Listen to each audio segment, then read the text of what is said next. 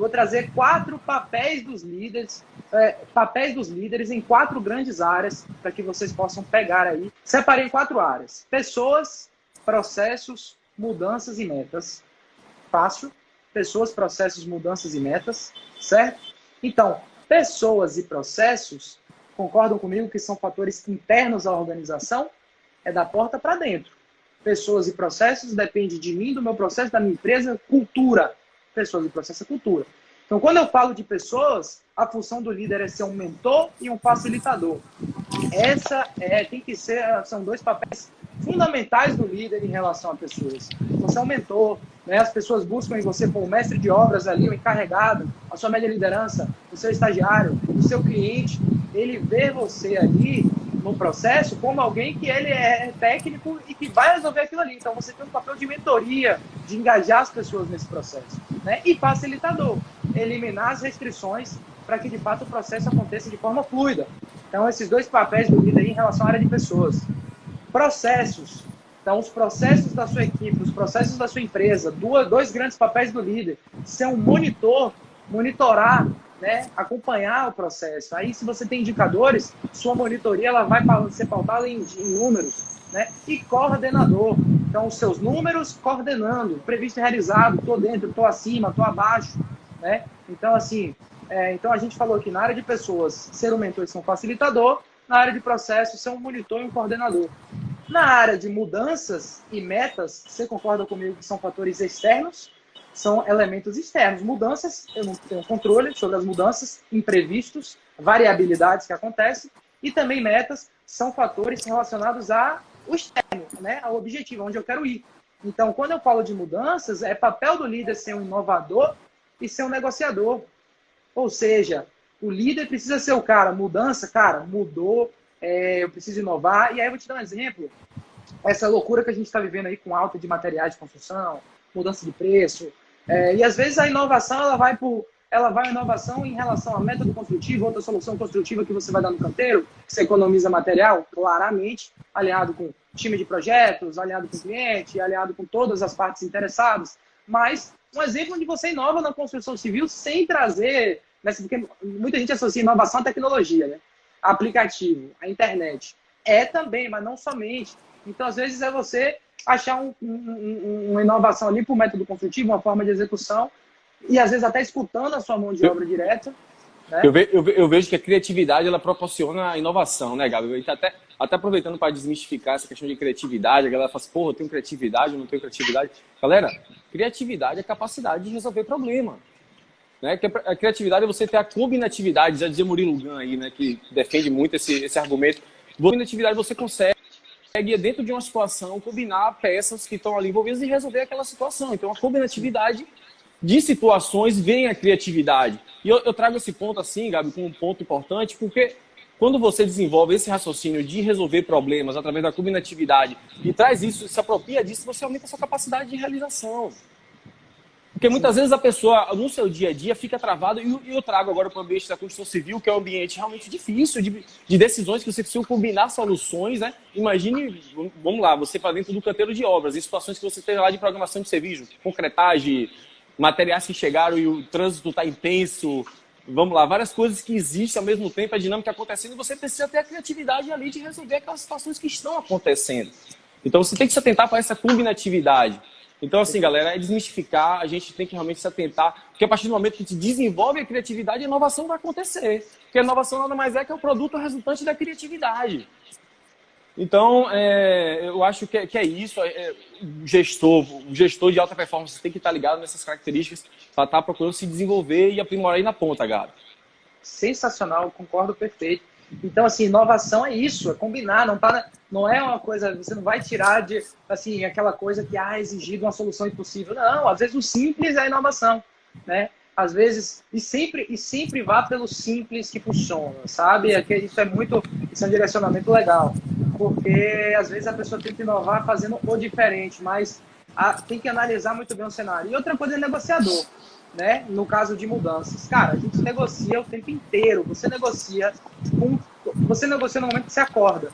Porque você vai botar soneca no despertador, não vai botar soneca, você está negociando com você mesmo. Então, a gente tem que entender que a negociação ela está presente na nossa vida do momento zero.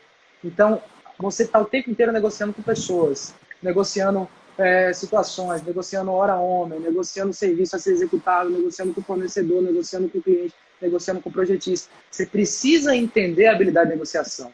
Às vezes você quer um prazo para o seu projeto, para você soltar a sua obra, só que o seu projetista não tem esse prazo para te dar. Aí você tem duas coisas.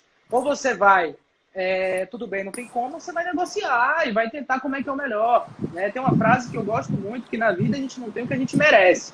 Na vida a gente tem o que a gente negocia. Então, tá aí uma das habilidades do líder para que você comece a potencializar a negociação. Né? E quando a gente fala de metas, né, que é um fator externo, objetivo, onde eu quero chegar, o papel do líder é ser um produtor e um diretor. Ou seja, é o líder que vai produzir as metas, certo? É o líder que produz, é o líder que entende a numerologia, é o líder que entende o processo de gestão, é o líder que tem uma visão sistêmica sobre prazo, custo, qualidade e segurança dentro do canteiro. A partir dos seus números, do seu momento, ele vai produzir as metas, lembrando que são metas reais, metas tangíveis, e vai ser o diretor delas, vai dirigir, vai facilitar para que elas de fato cheguem, né, aconteçam, porque não tem nada mais frustrante do que metas. Ele vai liderar, né? Dirigir, ele vai liderar. Liderar, a gente falou disso lá no começo. Isso. Então, assim, você vê que são papéis, mas que você começa a dar um norte. E aí, trazendo bem claramente, mudanças mais pessoas, né? Se você pega as habilidades de mudanças, o fator externo com o fator interno, que são pessoas, o líder tem que ter sempre um aspecto de flexibilidade. Mudanças de pessoas você não controla. Você tem que ter a flexibilidade para entender cada caso é um caso, alinhar com o seu processo, alinhar com o seu momento. Quando a gente fala de metas e processos, são objetivos claros, né? São objetivos tangíveis. Então, o líder precisa ter controle. Então, tá aí um balanceamento entre flexibilidade e controle para dentro do seu processo de gestão. Fica muito legal, galera. Muito legal, muito legal. E assim, você trouxe uma coisa muito interessante que eu quero destacar aqui, é que esse processo de liderança, harmonização, tem que ser discutido em todos os níveis organizacionais da empresa. O nível estratégico, e na verdade isso tem que estar dentro do planejamento estratégico. Eu acho uma falha quando dentro do planejamento estratégico você não traz uma discussão de pessoas e de processos. Não pode ser. No planejamento estratégico tem que ter uma discussão de pessoas, de processos e como esses processos vão se retroalimentar. Porque a partir do momento que você cria esse ambiente de retroalimentação, você cria o acompanhamento e controle. Então, assim, o planejamento estratégico também tem que ser discutido isso, né? Tem que ser essa conexão. E você colocar treinamento dentro do planejamento estratégico, Gato. A grande empresa, ou a empresa que está aí pequena, ou a empresa que está média, que quer crescer, ela precisa treinar seu time constantemente. Tem que ter educação o tempo todo. E eu falo todos os tipos de educação. Educação para o processo executivo, educação para gestão, educação para, tentar melhorar a vida do cara lá, do pessoal. Enfim, o cara tem que trazer o colaborador para dentro do ambiente de gestão da empresa. E isso tem que ser discutido em todos os níveis e tem que estar lá no planejamento estratégico, porque é a partir do planejamento estratégico que vai definir as diretrizes para o seu operacional. Porque muitas vezes acontece o seguinte, você tem no planejamento estratégico esse debate acontecendo, mas não acontecendo e não há conexão entre estratégico e operacional, ou acontece o contrário, onde você tem esse debate de gestão no operacional, mas o estratégico não está nesse mesmo debate, então você precisa integrar todo o processo produtivo. Porque no estratégico que é discutido, por exemplo, como é que o projeto vai ser executado. Então, se esse estratégico não está adequado com o operacional, pode ser que o projeto chegue lá na frente com algum erro e leve um retrabalho na obra. Então, você precisa começar a conectar todos os níveis organizacionais, né? Dentro de um processo de construção civil, execução de um projeto. Isso é muito importante, porque vai acabar levando a performance do seu processo. Muito bom, Wagner. E assim, uma coisa para a gente desmistificar aqui, né? A pessoa, geralmente, vincula-se treinamento a um momento fora do trabalho, né? Parar o trabalho para treinar.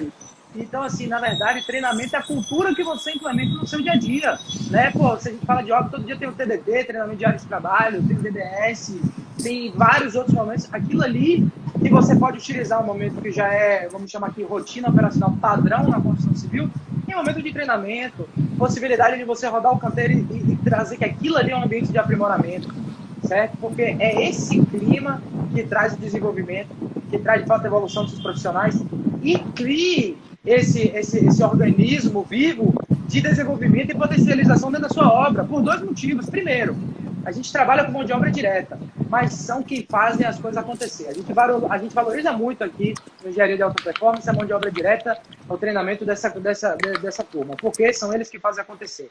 E outra coisa, muitas das vezes, eles estão numa posição ali, dentro da construção civil por uma questão muito maior do que necessariamente uma escolha em trabalhar naquela área. Então, às vezes, ele chegou ali por necessidade, sem um treinamento específico, se desenvolveu naquilo. Então, às vezes, a construção civil é a curva de subida na vida dele. Então, assim, leve para esse outro lado e potencialize o ser humano ali. Entenda, mostre para ele que, além daquele questão de uma relação de trabalho, eu já falei isso aqui, mas além de uma relação de trabalho, ele tem um potencial de se desenvolver na vida, de evoluir, né? Seja aí que você está aplicando a liderança. Seja você esse líder que contribui com a formação de pessoas. Tem uma frase também que eu gosto bastante, que é assim, o verdadeiro líder não tem seguidores. E isso gera um não entendimento, né? Que você fala, pô, líder tem seguidores, mas o verdadeiro líder ele não tem seguidores. Por quê? Porque ele forma outros líderes.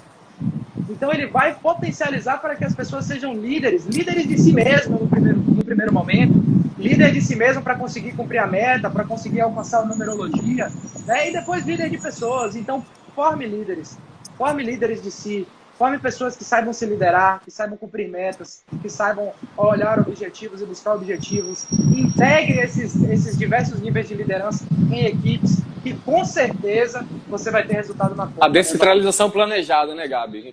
Quando você forma líderes de donos de negócio, você começa a descentralizar o seu processo.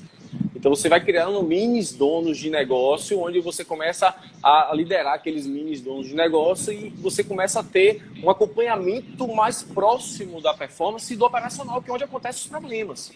E você acaba dando mais velocidade resolutiva nos problemas, quando você começa a descentralizar mais a sua equipe.